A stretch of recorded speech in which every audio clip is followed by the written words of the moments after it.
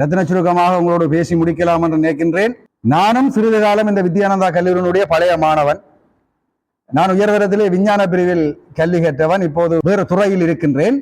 அப்ப விஞ்ஞான பிரிவில் கல்வி கற்கின்ற போது யுத்த காலம், உங்களோட நீங்க படித்த காலம் மாதிரி இல்லை பிள்ளைகள்.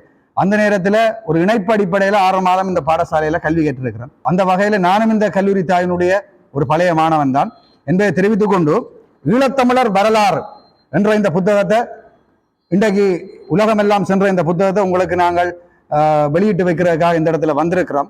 ஒரு சின்ன குட்டி கதையோட இந்த விஷயத்தை முடிக்கலாம்னு நினைக்கிறேன். உங்களுக்கு கதை பிடிக்கும், எல்லாரும் கதை பிடிக்கும் தானே, ரைட்? அப்ப இது ஒரு நகைச்சுவையான ஒரு கதை உண்டு. என்னென்று சொன்னால், ஒரு எஜமானன் 2 பிராணிகளை வளர்த்தாராம். ஒன்று குதிரை, அடுத்தது நாய். இந்த கதை கேள்விப்பட்டீங்களோ தெரியாது, பல இடங்கள்ல பிரபலமான கதை, உங்களுக்கும் பிரயோசனப்படும் சொல்றேன். நாயையும் வளர்த்தார், குதிரையையும் வளர்த்தார். அவர் ஒரு விஞ்ஞானி. அப்ப அவர் ஒரு இயந்திரத்தை கண்டுபிடிச்சிட்டார். அப்ப அதுக்கு யாருடைய பேரை வைக்கிறது, நாயின் பேரை வைக்கவா குதிரையின் பேரை வைக்கவா என்ற ஒரு போட்டி கொண்டு அவர்கள் வந்துட்டது. இதை வச்சா பாகுபாடா போயிடும், யாரோராண்டே வச்சா பாகுபாடா போயிடும் என்றதுக்காக என்ன செய்தாரண்டா, 2 பேருக்கும் போட்டியை வச்சார். நாயும் சாதாரண நாய் இல்ல, வேட்ட நாய்.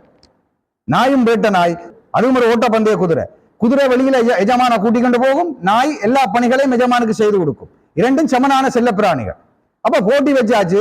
ஒரு கிராமத்தை சுத்தி இந்த வீட்டில இருந்து வெளிக்கிட்டு 5 கிலோமீட்டர் ஒழுங்குகளுக்குள்ளால வளைஞ்சு வளைஞ்சு வளைஞ்சு ஓடி போய் திருப்பியும் அந்த வீட்டை வந்தடையணும். யார் முதலாவதா வந்தடைகிறாரோ அவற்ற பேர் தான் அந்த இன்ஜினுக்கு வைக்கிறார். அப்ப போட்டி துவங்கிட்டது. நாய் வேட்ட நாய், ஒழுங்குகள் வளைவு.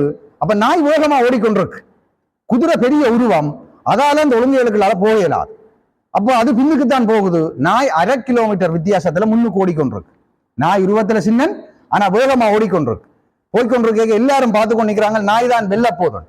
அந்த நேரம் பார்த்து, வெற்றி இலக்க கிட்ட கிட்ட அடைகிற நேரமா பார்த்து, ஊர்ல இருக்கிற பெருநாய் எல்லாம் இந்த நாய்க்கு பின்னால கலைச்சு கொண்டு ஓடி வருது. கலைச்சு கொண்டு வந்து இதை கடிக்க வர, இதுக்கும் கொஞ்ச நேரம் அமைதியா ஓடி போச்சுது. இதுக்கு கோபம் வந்துட்டுது, வெற்றி இலக்கு மறந்து போச்சு. டப்பான திருப்பி நின்று சண்டை பிடிச்சு கொண்டிருக்க, பின்னுக்கு வந்த குதிரை நாயலை தாண்டி ஓடி வந்துட்டு. அதால அந்த இயந்திரத்துக்கு கோஸ் பவர் வச்சாச்சு, அல்லது டோக் பவர் வைக்க வேண்டியதை கோஸ் பவர் வச்சாச்சு. இது ஒரு நகைச்சுவை கதை.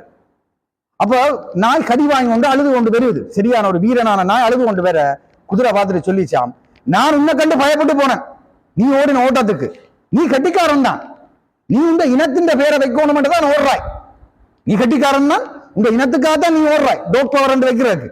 நீ என்ன கொள்கையில ஓடுறாய் உங்க இனத்துல பிறந்தவர்களுக்கு தெரியலையே,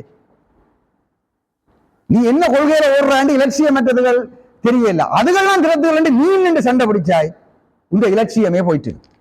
ஏன் நான் இந்த கதையை சொல்றேன்டா, இந்த சமூகத்துல பிள்ளைகள் எங்களுடைய வாழ்க்கையில், கல்வியில், புறப்பாடுகளான செயற்பாடுகளில் பல்வேறு இடையூறுகள் வந்தால் நாங்கள் தேவையற்ற விடயங்களை கவனத்தில் எடுக்கக்கூடாது. எங்களுக்கு எது தேவையோ அதை மட்டும் எடுக்க வேண்டும் என்றது எங்களுடைய இலட்சியங்கள் எந்த தடைகளிலும் மாறுபடக்கூடாதுன்றதுக்கு இந்த ஒரு சின்ன கதை உங்களுக்கு நல்ல ஒரு பிரயோசனமா இருக்கும் என்று நான் நம்புறேன். இறுதியாக, ஈழத்தமிழர் வரலாறு, எங்களுக்கு என்ற ஒரு வரலாறு இருக்கு. நாங்கள் யாரு, எங்க இருந்து வந்தோம், எங்கட பூர்வீகம் என்ன, எங்கட வரலாறு என்ன என்றது எங்களுக்கு தெரியாது.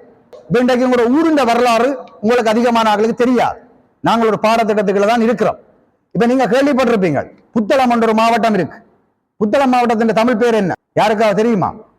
எங்களுடைய வன்னி ராஜ்யத்தினுடைய எல்லை நகரம் தான் புத்தளம். இங்கே ஒரு ராஜ்யம் இருந்தது, அடங்காப்பற்று என்று சொல்லப்படுற வன்னி ராஜ்யம். இது முல்லைத்தீவு மாவட்டம், வவுனியா மாவட்டம், கிளிநொச்சி மாவட்டம் எல்லாம் தாண்டி அன்றாபுரம் புத்தளம் வரைக்கும் இருந்தது. அதனுடைய பெயர் பட்டாள நகரம். முக்கர கட்டண என்கின்ற நூலிலே, வேற்றுமொழி நூலிலே சொல்கிறார்கள் பட்டாள நகரத்தை பற்றி. பட்டாள நகரம் தான் இன்று புத்தளமாக மாறிவிட்டது. நுவர கலாவை என்று சொல்லப்படுகின்ற பெயருடைய இடம்தான் இன்று அனுராதபுரமாக மாறிவிட்டது. இப்படி பல வரலாறுகள் இருக்கு. இதெல்லாம் சுவாரஸ்யமானவை, உங்களுடைய கல்வி திட்டத்தை தாண்டியவை. விஞ்ஞானம் என்றால்